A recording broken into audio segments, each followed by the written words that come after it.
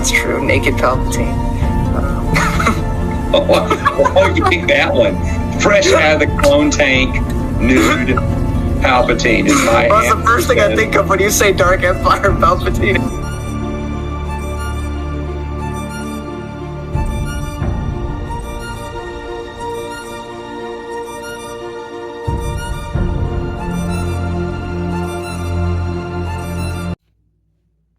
Hello everybody, and welcome back to the Halo Expanded Universe. I Need a Weapon, and welcome to Kelly Gay's final book in a trilogy of books called Point of Light by Kelly Gay, the third book in the Rion Forward series. Now, love this. All of this, beautiful. What the hell is this? Looks like a video game person. Except that Ryan's never been in a video game, so why does she look like that? You see what I mean? She looks like a model, like for like a multiplayer or something, but like she has no character in any game. So why does she look like that? She looks kind of silly. I don't like that. But I do like my boy Spark a lot in that picture. So of course this takes place after Renegades. It's been, I think, like 6 months. They're still on the run from Oni. But they end up going to Zeta Halo, which will be important for Halo Infinite, and it has been important in the past with the Forerunner Trilogy by Greg Bear, and this continues the trend of making the Greg Bear stuff be super personal to Spark, and even fleshing out the Librarian a ton in this book, which is really, really cool. Most of the characters get kind of sidelined though, like Nico and Lessa, like there's little stuff, but like really it doesn't matter. Ram gets a little bit of stuff, but it really doesn't matter. Even Rion, who was the star of the show, is kind of thrown to the back burner for Spark to get a huge threat. I mean, it's mainly just the two of them in this book. Hold on. Yeah, I didn't necessarily like this one as much as the previous one. I think Renegades is my favorite out of the Kelly Gay trilogy, but it was still pretty solid. There's a lot of implications for Infinite, which I would be excited for, but the problem is I'm reading this in hindsight. I already know what Halo Infinite offers, and it doesn't mask any of the potential left by the Forerunner trilogy or this book. So, for whatever excitement there could have been, like I know Hidden Xperia made a video on all the exciting stuff, like how the Flood could still be there, and they certainly still could be, because Spark makes a comment about it, but I already know that Halo Infinite doesn't deliver on that, so it doesn't matter. So, you know, that's the problem with hindsight. I probably would have been more pumped if I read this before Infinite, but unfortunately I know what Infinite offers, so but the main show here, the main reason you're coming for it is for Spark, and Spark's Chakkus, it's phenomenal. Everything done with him and Rion and the Librarian even is phenomenal. We get like more intimate knowledge of the Librarian. We get more of her backstory, more of her life as a kid and moving forward, how she only had 5 fingers instead of 6, you know, like a human, and how she was kind of looked down upon for that, and a lot of other fascinating tidbits about her, which are just really cool. And it's, you know, again, this really is only going to have the full effect if you've read the Forerunner trilogy. If you haven't read that, this is not going to hit you as hard, but it is definitely a trilogy of books that should be read. Like, honestly, if I'm going to do a tier list when I'm finished with all this, but I like a lot of the Halo books, but if I had to give you, like, if you're like, I don't want to go through all, I don't want to spend all my money on this,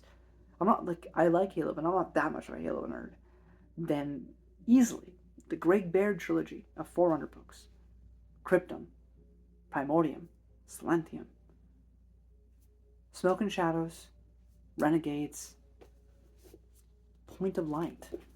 These are what I recommend to you. These are what you should read if you're going to read anything in Halo. This is it. It also, again, this takes place before Halo 5, so this is setting up a bunch of stuff for Halo 5. But I think they end, it's not an end entirely, but they leave Spark off in a good place, where you could easily bring him back in a future story if you want to, but also a good place to kind of just like leave him. So yeah, do I recommend this book? Absolutely. Like I said, I don't love it as much as I loved the previous one, but it's still a solid read, and well worth your time. I'm gonna spoilers if you don't want that. Bail. Alrighty. We have Rion goes to see her mother, and that entire opening was actually pretty good. She learns that she has a half brother, which is also pretty cool. It's just some nice little family drama stuff. It was done well. Nico's being blackmailed by somebody. We'll deal with that near the end. Um,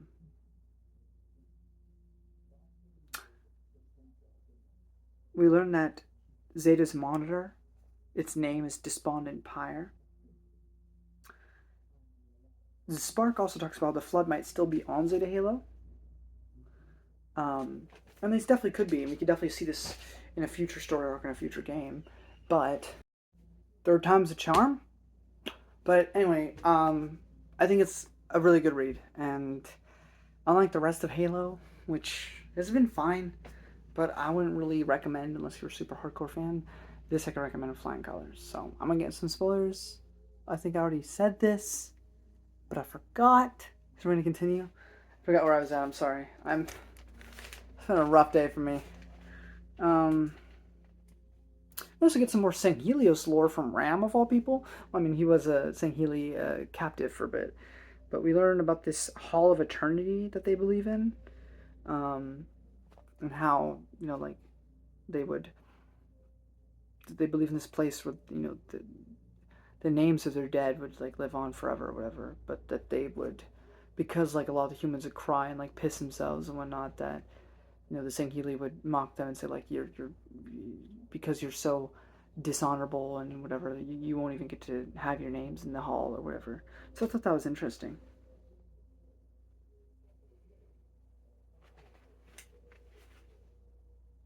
And then we have this whole section with Rion being talked to by the librarian, and we learn about her history and stuff, and get a very human perspective for the librarian, which I thought was really cool. We also learn that there's a lady named Bex, who was the one that was blackmailing Nico, but we do learn that it was for a particularly good reason. We get a little bit more world building, that their home of Valeria is actually like a super bad place now, like even worse than it was before.